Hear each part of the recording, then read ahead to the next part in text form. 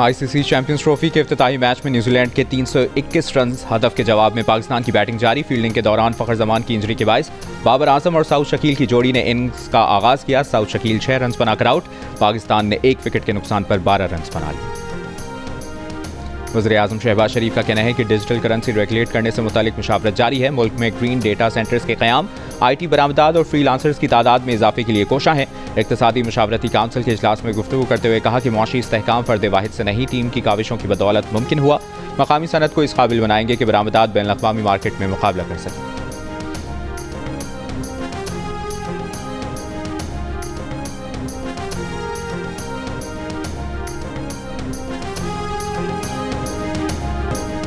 मुस्लिम league नून के सदर नवाज शरीफ ने कहा है कि मसनूई सियासी बहरान पैदा करने की किसी कोशिश को कामयाब नहीं होने देंगे। सियासत और जमहूरियत के बुनियादी उसूलों से नावाकिफ गिरोह को अब लॉन्ग मार्च, धरनों और पुरतशद्दुद एहतजाज की इजाजत नहीं दी जाएगी। पार्लियामेंट के अंदर और बाहर इंतशार फैलाने वालों के अज़ाइम बेनकाब करना होंगे। ये लोग संजीदा मुज़ाकरात करने और सियासी अफ़ाम व तफ़हीम के साथ मामलात हल करने की सलाहियत नहीं रखते। मुस्लिम लीग नून के रहनुमा इरफान सिद्दीकी की नवाज शरीफ से मुलाकात। सेनेट में पार्लिमानी पार्टी की कारकर्दगी पर ब्रीफिंग दी। नवाज शरीफ ने कहा कि 2013 से शुरू होने वाला तरक्की का सफर जारी रहता तो आज ना IMF की जरूरत होती, ना बैरूनी मदद की। पाकिस्तान के अवाम अब किसी तामीर और तरक्की के सफर में रख न डालने की किसी को इजाजत नहीं देंगे।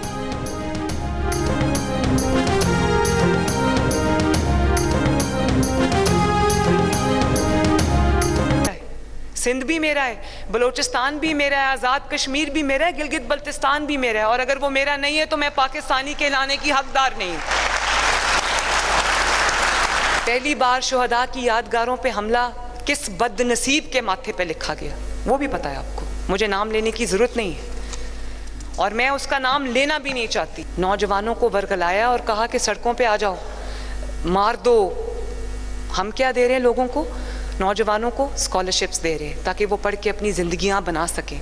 हम उनके हाथ में लैपटॉप्स दे रहे हैं, हम उनके हाथ में इलेक्ट्रिक बाइक्स दे रहे हैं, हम उनके हाथ में ये कार्ड्स दे रहे हैं कि वो जहां ट्रैवल करें उनको फ्री ट्रैवल हो उनके लिए। ये कार्ड दे रही हूँ मैं उनके हाथ में, दिस।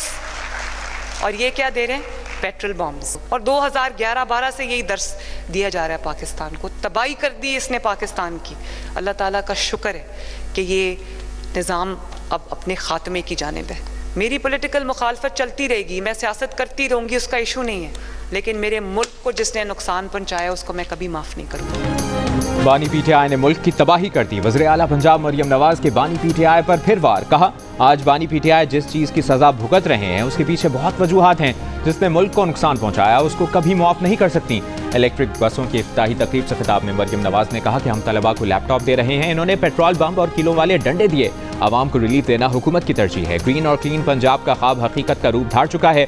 500 इलेक्ट्रिक बसें अगस्त तक पंजाब में आ जाएंगी। तलबा, बुजुर्ग और माजूर अफराद कार्ड के जरिए मुफ्त सफर कर सकेंगे। ग्रीन बस का कम अज़ कम किराया 20 रुपये रखा है। ख़वातीन की हरासानी की रोकथाम के लिए बसों में CCTV कैमरे भी नस्ब हैं।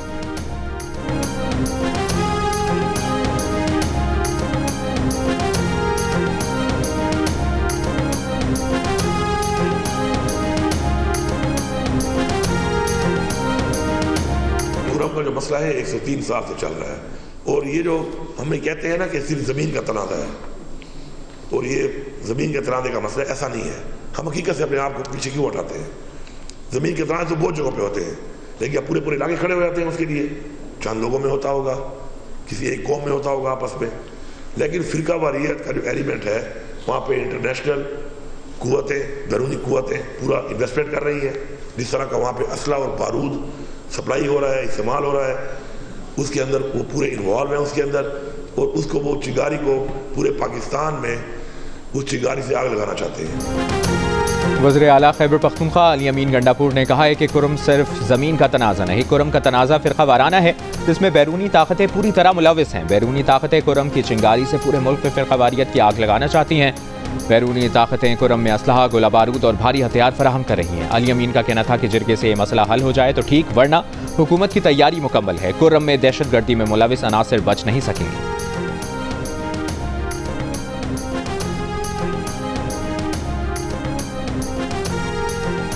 कोयटा से मुल्तान जा रहे थे।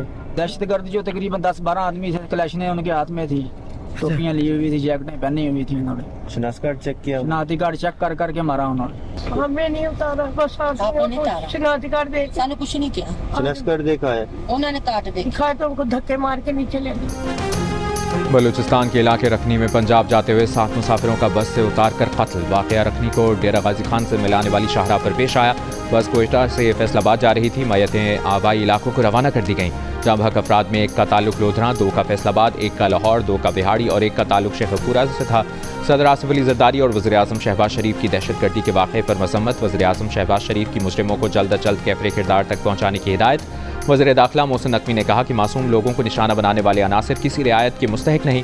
वज़ीर आला बलूचिस्तान सरफराज बुगटी ने कहा कि मासूम शहरियों को कत्ल करना बलूचिस्तान की रिवायत नहीं है। जल्द सूबे से दुश्मनों का सफाया करेंगे।